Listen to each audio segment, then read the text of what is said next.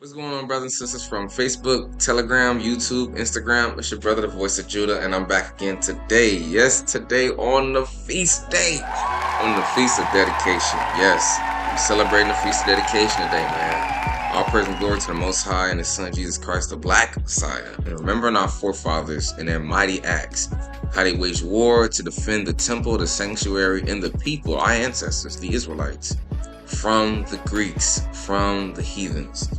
So, in honor of the celebration today, I just thought to just basically look back at a particular moment when I recorded a poem dedicated to the Feast of Dedication. Some of you seen this already.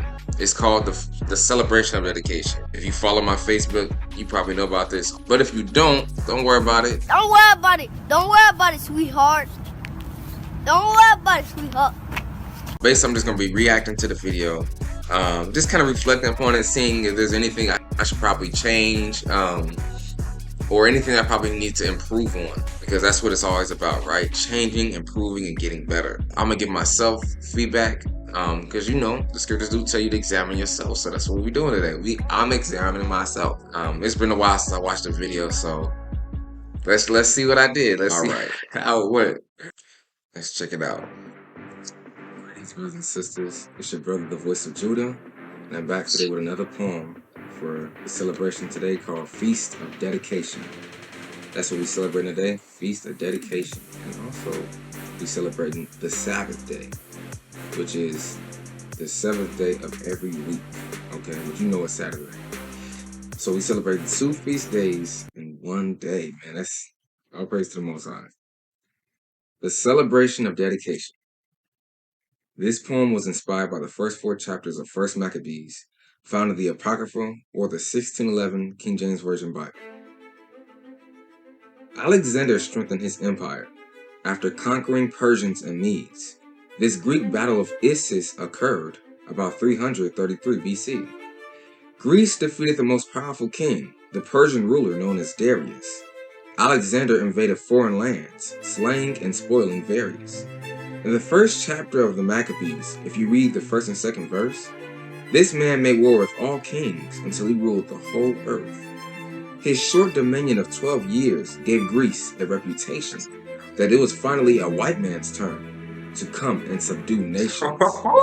Since he fell sick and perceived that it wouldn't be long before he died, his kingdom was split into 4 while he was yet alive.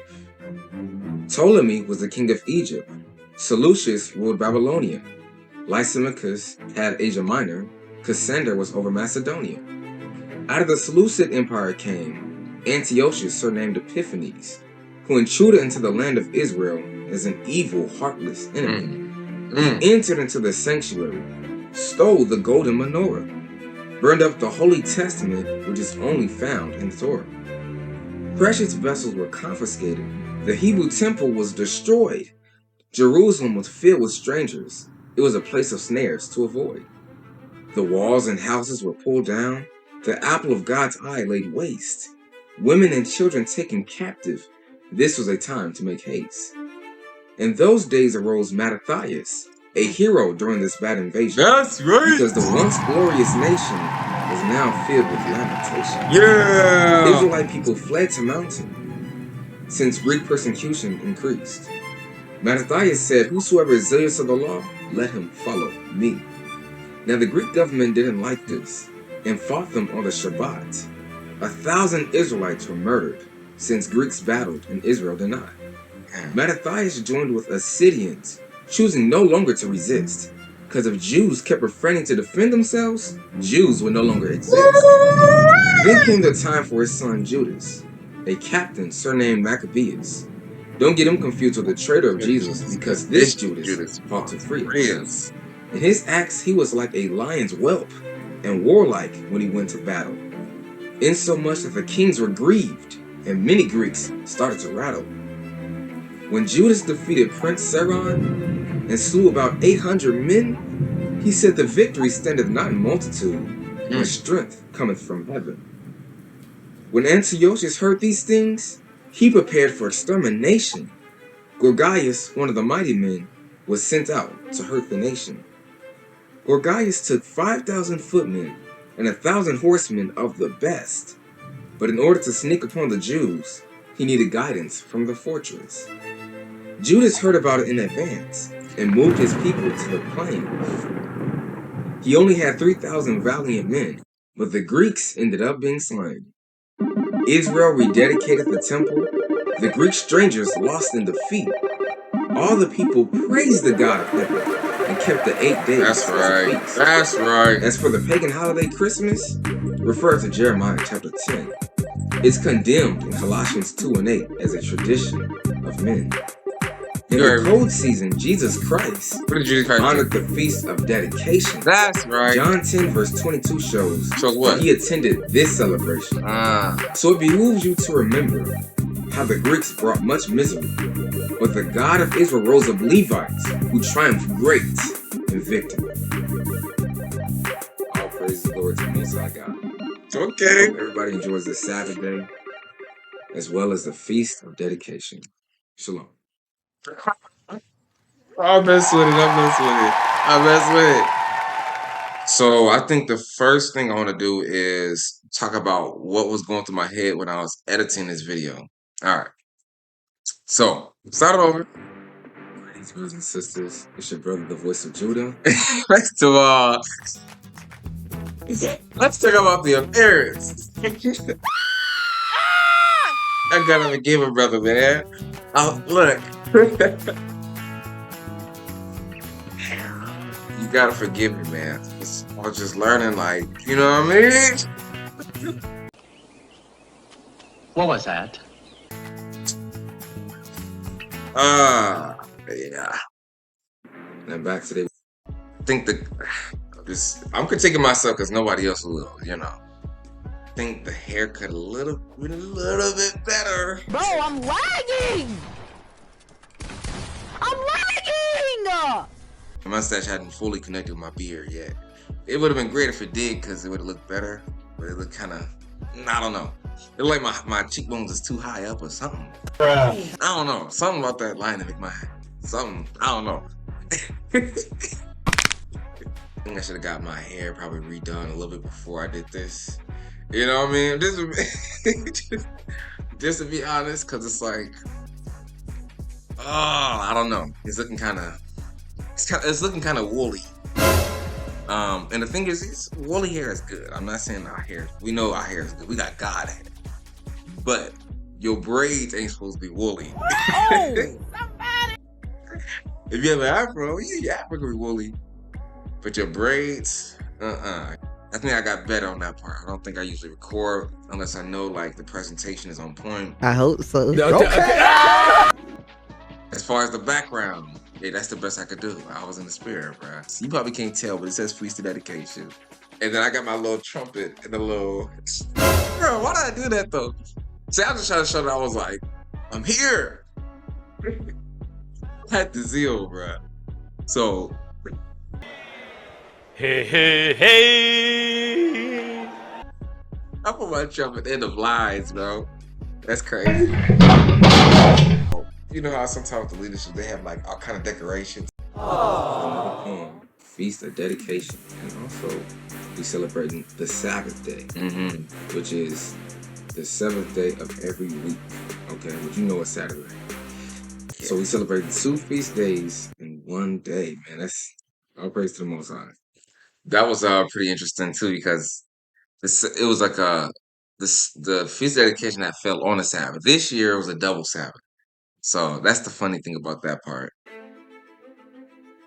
Alexander, since I was talking about Alexander the Great, I couldn't really find nothing like, I tried to look for like images of like a conqueror or ancient European Greek king or something, and I couldn't find nothing as far as videos. So what I had to find was like somebody who was named Alex.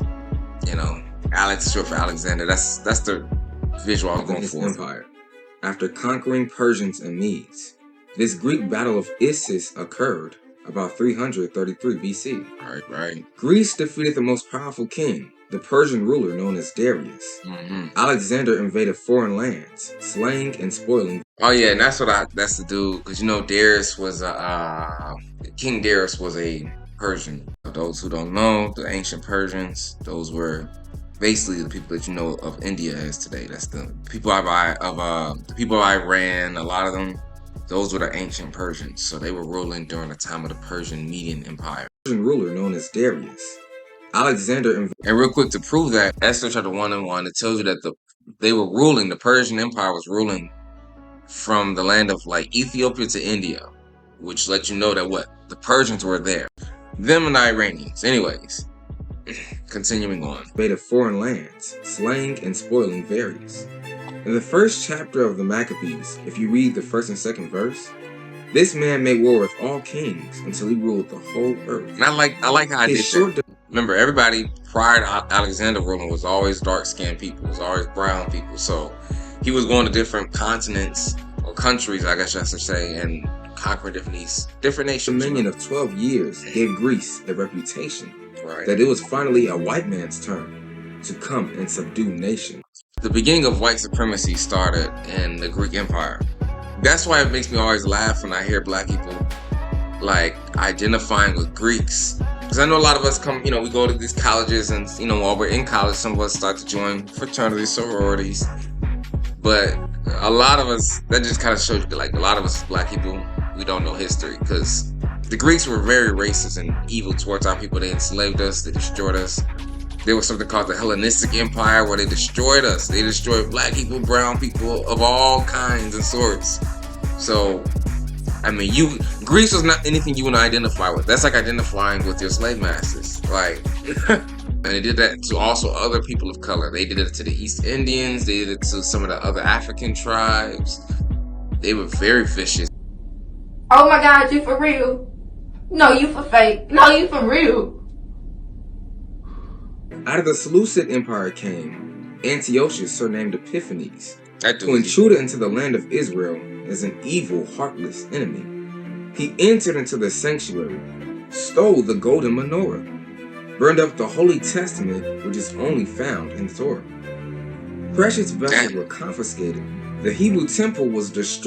I like that image also because if you could look in the image background, it looks like there's like some images of like some priests standing in the temple, and it shows like this Caucasian man with these like gold fringes on his chest, which kind of to me insinuates by the visual that he just left the Israelite temple and stole some of our clothing, all of that. That's what I saw from that image. So I say that's best. That was just spot on to me. When I saw that, I said I gotta use that. Destroyed. Jerusalem was filled with strangers. Yeah, look at that. It was a bro. place of snares to avoid. Mm. Mattathias said, "Whosoever is zealous of the law, let him follow me." Right. Now the Greek government didn't like this and fought them on the Shabbat. 1,000 Israelites were murdered since Greeks Bro, ain't that messed Israel up? did not. That's messed up, bro. Now, just like during the Civil Rights Movement, you always have black leaders who stood up for our people, who believed in non-violence, which basically states that, hey, if they attack us, if these white people attack us, we won't fight back, we'll just take it. And basically, the thought of non-violence was like, well, we're gonna show how innocent we are and how criminal these people are that's attacking us. So at first I didn't understand it at all. So, because they're gonna kill you.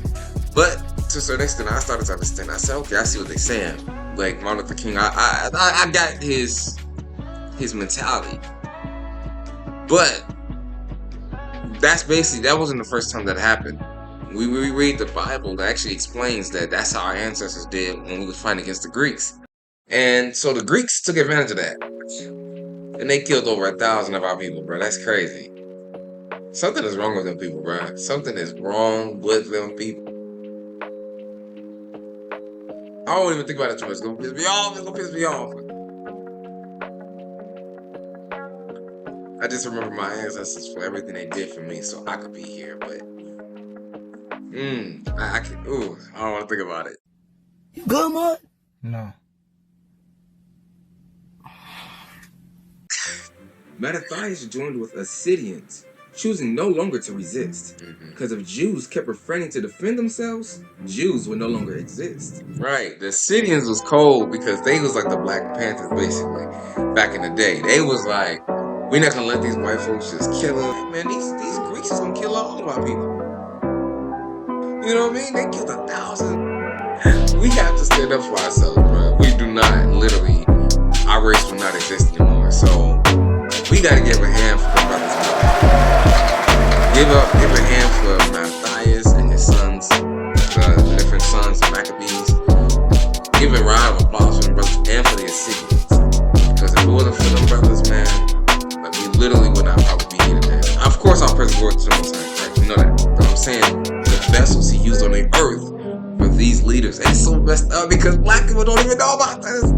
We don't even know about our own history, bro. So many black people don't even know about this. They don't even know about this day. And you got some people who got the nerve to know about it. They don't even care. Bruh. Them men, bruh. I just think like, dang, man, what if those men had not stood up for me, for my lineage, for my brothers and sisters? Like, we wouldn't even be here. Like, that's crazy. That's crazy if it wasn't for the leaders, man. It just, that's just like, sometimes I think about it, I want to cry, man. Like, I ain't gonna lie, for real. Like, it made me get a little emotional because it's like, you know what I mean? Like, this almost seems like so distant from us because, you know, we just finding out in these last days that we are the people of the Bible. And it's just crazy, like, these men seem so foreign almost. And yet they seem so close to us because it's like, you got to think about it. In order for them to put their lives on the line and fight for us, like they did when they fought against the Greeks, that means they were literally thinking about me. They were thinking about me here today. They were thinking about the other brothers and sisters that are here today. Like the generations to come, the younger generations. It was like, man, if we don't fight, they won't exist. The next morning. Then came the time for his son Judas, a captain surnamed Maccabeus. Don't get him confused with the traitor of Jesus, because this Judas fought to free us. Hey, look, there was fighters, there was warriors. So I couldn't find a lot of images that really depict like us on a winter field. I couldn't find a lot of images. So the best thing I could think of was like boxing. All right. Look at this. Somebody come look at this. Oh, don't hate me, okay? That's what came to my mind. Many Greeks started to rattle.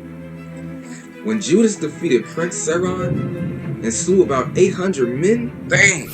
I thought that was a perfect image too because it shows nothing but like a whole bunch of graves of people, and those will be like basically all the people that our ancestors slew in the battles. Like, bruh, 800, bro, that's crazy. This man, Judas, this man killed over 800 people. God damn! Them about bodies on top of bodies, bro. Like, man did not come to. Oh, thank you, Lord. Get them evil people out of our land. he said, the victory standeth not in multitude, but strength cometh from heaven. That's right. When Antiochus heard these things, he prepared for extermination. Yeah, this dude. Gorgias, one of the mighty men, was sent out to hurt the nation.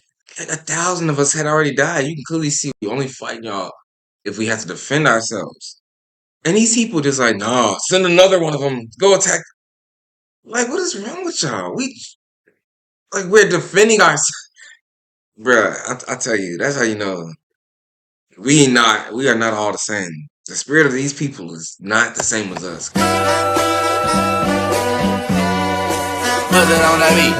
Hey, monster on the beat, ho, beat, bo, any rap nigga, he a freak, though. Man down, call like amber lamps, tell him breathe, bro. Nail a nigga to the cross, he walk around like Tizo. What's up? They're not trying to hurt nobody. And you just like, what? They defended themselves. Hey, let's send more troops to kill them. But it just might work. Israel rededicated the temple. The Greek strangers lost in defeat. Bro, I'm still pissed off. I gotta let it go. But it's just like, I don't know. I'm just mad, bruh. If we didn't have these heroes, man, there's no telling what we would be. As for the pagan holiday Christmas, refer to Jeremiah chapter 10. It's condemned in Colossians 2 and 8 as a tradition of men. In the cold season, Jesus Christ honored the feast of dedication. John 10 verse 22 shows that he attended this celebration. So it behooves you to remember how the Greeks brought much misery, but the God of Israel rose up Levites who triumphed great in victory. That's supposed to be God. So I had that brother doing like all like that because that's supposed to be God like creating this whole family of Levites, you know, from Matthias and his sons. God was like, I see the Greeks doing something. So I'm gonna create these defenders, these saviors, these avengers to defend the Israelites against the Greeks. That was my thought process. But y'all probably didn't. Y'all probably was like, I don't know what that means. All praise the Lord to the Most High God. Hope everybody enjoys the Sabbath day as well as the Feast of Dedication. Shalom. that's cool. That's cool. That's cool. But yeah, y'all, that's pretty much it. I'm not trying to hold too much longer than this. I just wanted to react to that video. Like, Whoa. Hey. I just wanted to react to that video.